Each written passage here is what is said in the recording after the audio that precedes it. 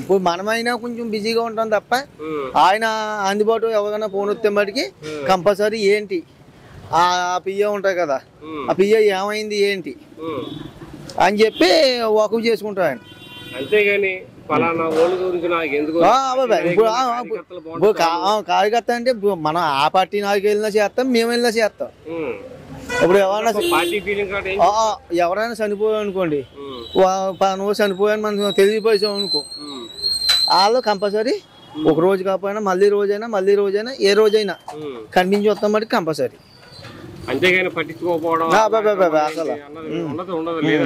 ఇవాళ అన్న క్యాంటీన్ ఉన్నది పాలకొల్లులోని, ఇవాళ దగ్గర 5 సంవత్సరాలు పెట్టి దాతలు ఎంతమంది అయినా ఇవ్వచ్చు. ఇప్పుడు నా దగ్గర ₹1,00,00,000 ఉండొచ్చు, దాన్ని కొట్టించి వాళ్ళు ఉండాలి కదా. ఇప్పుడు దాత వస్తున్నాయి, దాత సహకారంతోనే చేస్తున్నా, ఆయన చేయాలన్నా చేయలే కదా. ఇవాళ మన ఇంట్లో 10 మంది భోజనానికి వస్తున్నాయంటే 33 రోజులు పెట్టి ముందు రోజులు పెట్టి చూసుకుంటూ ఉంటాం. ఆడు కూరగాయలు చెప్పామా, ఇది మాసాన్ని చెప్పామా, అది ఇదండి. ఆయన రోజు 400 మందికి. ఇప్పుడు పాలకొల్లు గవర్నమెంట్ హాస్పిటల్ ఉన్నది, అక్కడ పచ్చాక రోజుకి 200 మందికి. ఇక అన్నా క్యాంటీన్గా ఉన్నది, అన్నా క్యాంటీన్గా పడుకుండి, అన్నా క్యాంటీన్గా తలమొప్పది అన్నా క్యాంటీన్గా పడుకుండి అక్కడ సాధించి అక్కడ బయట పెట్టుకుంటున్నాం.